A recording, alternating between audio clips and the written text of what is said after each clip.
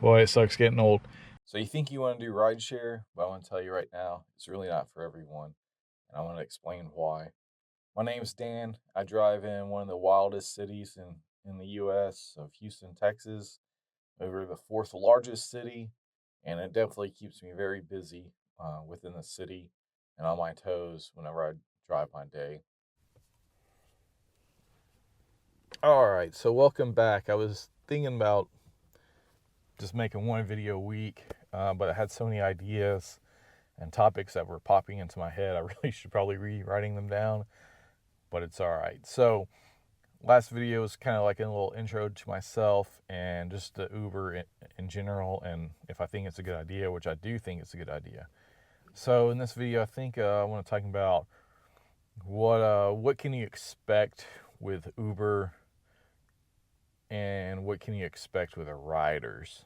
Okay, so the foremost thing is riders are pretty respectful. There is a way to set a threshold, so you're only picking up a good quality rider compared to someone that's not. However, that being said, I've picked up people all over the place in Houston, even with that threshold on. I want to say it's like a 4.0 or 4.5, something like that. It's kind of high. Um, so I've picked up people in the three major most expensive areas in Houston. So like the Woodlands, River Oaks, and the Galleria area. Okay. But I've also picked up people in low income areas where they don't have much to their name, literally where people are living in motels and their vehicles are broken down. Okay. Super nice. On the opposite side, rich people are the same way. Higher income areas, both respectful. Um, I think what it kind of comes down to is your attitude, right, in your vehicle. So I kind of try to keep my vehicle clean. It's actually dirty right now because I drove for 7 days. I'm gonna make a video about that. But keeping your vehicle clean, keeping your appearance clean, keeping your attitude clean. If you do that, you're gonna have a very respectful ride. Most people put earbuds in and they listen to music for the duration of the ride. Sometimes it can be 5 minutes. Usually I'm averaging about 20 minutes a ride, and that's only like maybe 10, in between 8 to 10 miles. It's not a whole lot, but it can be a lot more. But yeah, most people just put their earbuds in. Older generations probably not going to do that, and they just kind of sit and look out the window. I get a lot of people that talk to me about all types of subjects, of all types of things, especially in longer rides, sometimes short rides. I had a lady and her boyfriend who basically were going from the corner store to a motel. That's literally where they lived at, and they told me that.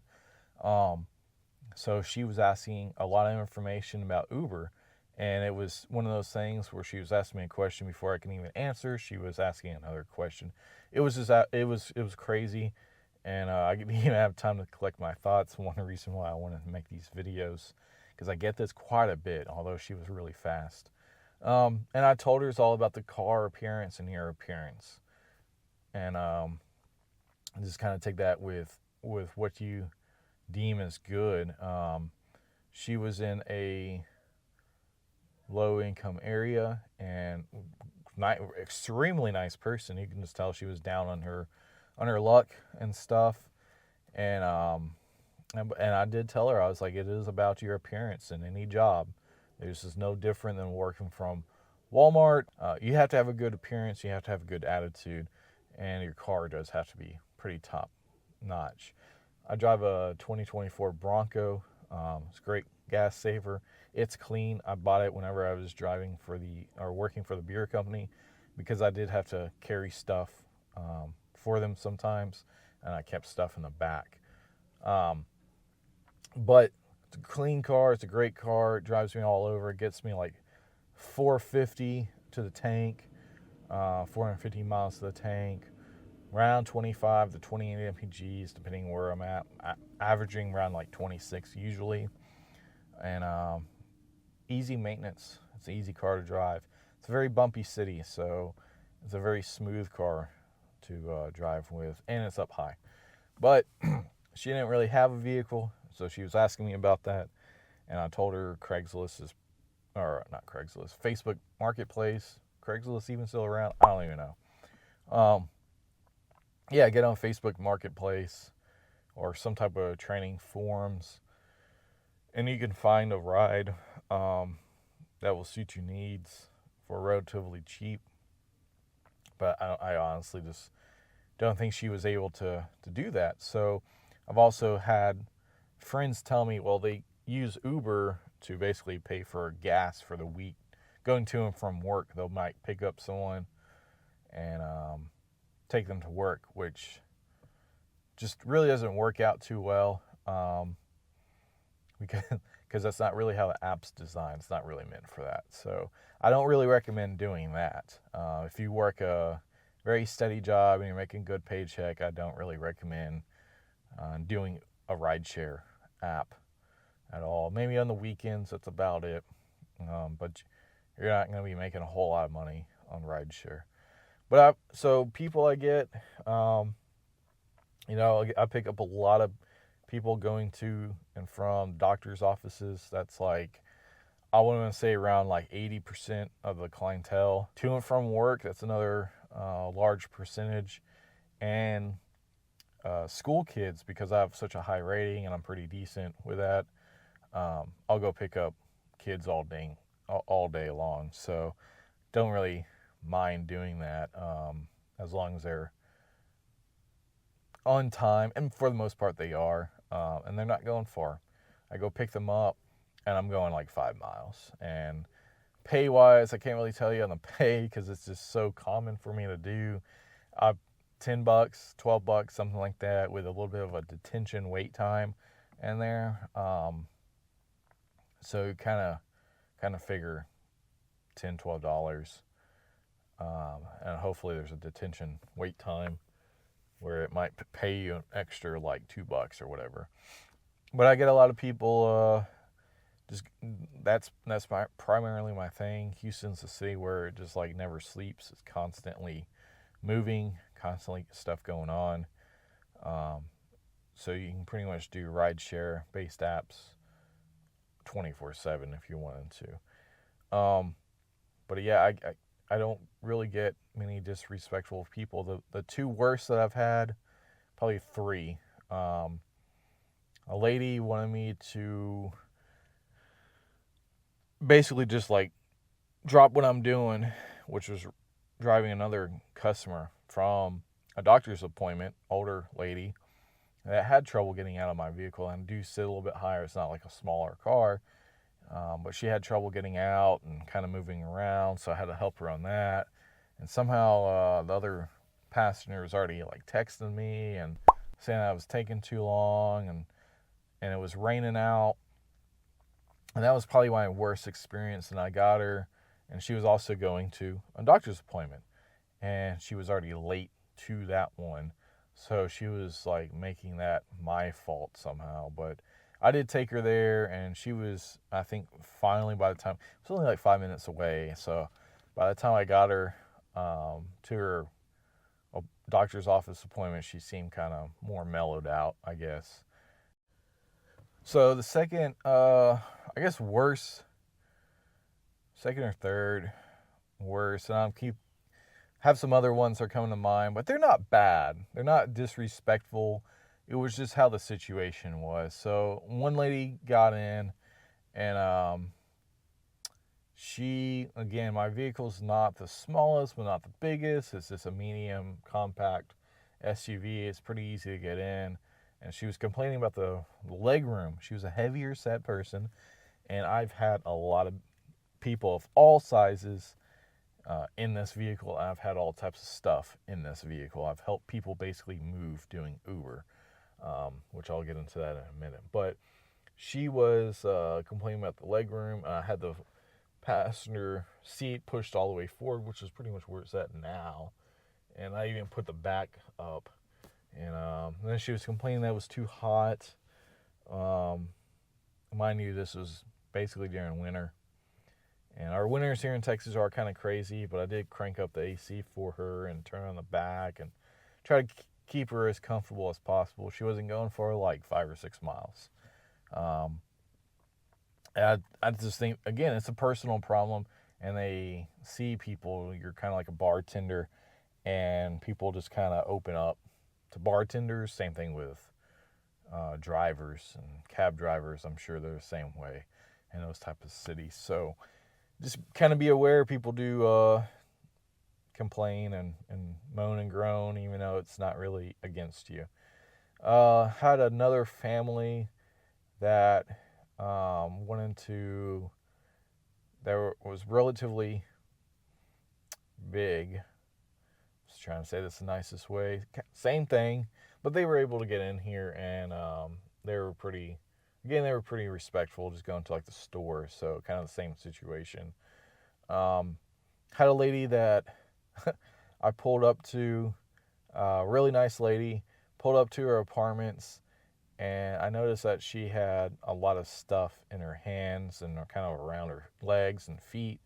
I'm thinking, oh my God, she's moving. And that's exactly what it was. So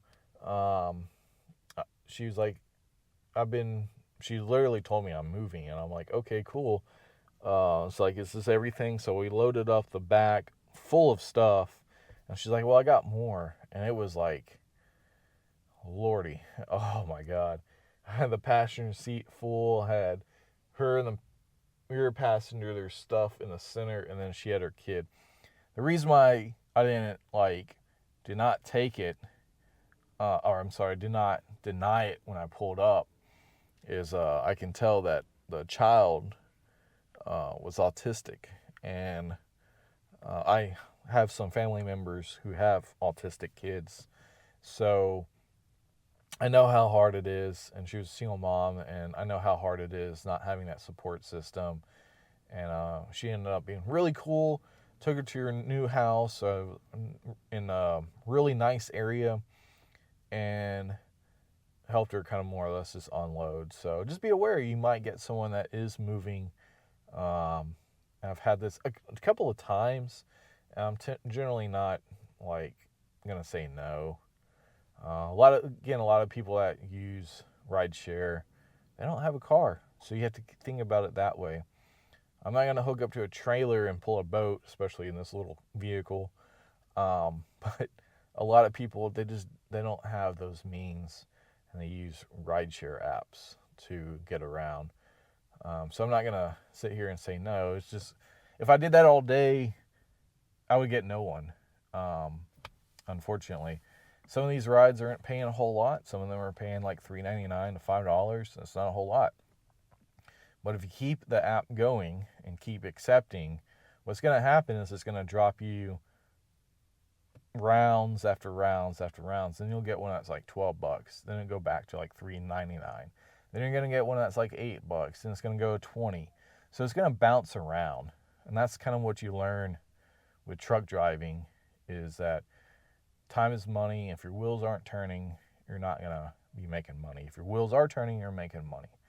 So I'm not going to deny that. I have a lot more. I can go like 30 more minutes into bad riders, I guess. But I'm not going to do that. That's a lot. So basically, when it comes down to it, be willing to accept whoever comes your way. If they look not friendly, I would recommend not picking them up. But I've had people that don't look friendly, and I pick them up just fine. So it's just kind of your call on that, and your own safety and what you want to do with your vehicles. So it's kind of like that. Yeah, that's about it. I think in the next video, again, I just have so many thoughts when this stupid camera came on. So I want to end it here. I think what I want to do is kind of just talk about the basic price structure of Uber and kind of what you should expect on that. So kind of talking about it in this video, talking about it a little bit more in depth in this next video. So until then, I would recommend doing Uber or Lyft or any other rideshare that's out there if you think it's up to you. So muscle problems, body pains, Boy, it sucks getting old. So I went to go clean up everything. I don't even know what I was trying to pick up, brush or whatever. And when I crouched down and leaned over, boy, it just pulled my back. And it doesn't take much. I didn't stretch this morning. It's probably why. I typically try to stretch like every day now. But man, I haven't felt that in a while. That was a pretty bad stretch, or a pretty bad pull. And I was getting that when I was working for the beer distributor and even truck driving. My back would wear out. Running flatbeds, I ran car hauler for a little bit, and a reefer van. But the primary ones were flatbed, and tarps they're a pain, straps are a pain, chains are a pain. Getting on and off those trailers are a pain. It just kind of sucks. So, even driving like I did the last few days, and when I talk about the 7-day thing, man, my body was just absolutely shot on Sunday. My back was just done. Just body was just mentally drained overall, and I wasn't really going hard on Saturday or Sunday, but I was pretty much done with it. I don't really want to do that again. That's pretty rough. I was actually trying to document throughout it, but I was pretty tired, pretty worn out. So, my back right now is shot, and what I need to do is clean up, reposition the vehicles, and then I need to edit. So, all right, hopefully these videos help out for any drivers that are out there trying to understand stuff, or anyone that's trying to become a driver. Again, I still do recommend it. It's just a lot different than any other job you have had if you haven't ever driven before.